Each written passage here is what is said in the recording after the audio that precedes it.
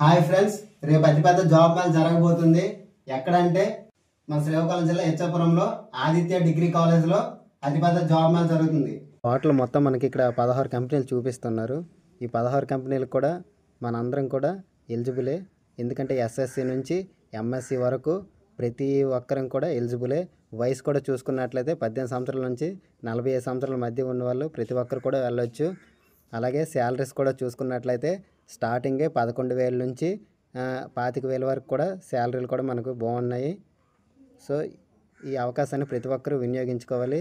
Location చూసినట్లయితే Aditya degree college Ichchapuram, రేపు సోమవారం అనగా 23/6/2025. కంపెనీస్ కూడా చెక్ చేసుకోండి.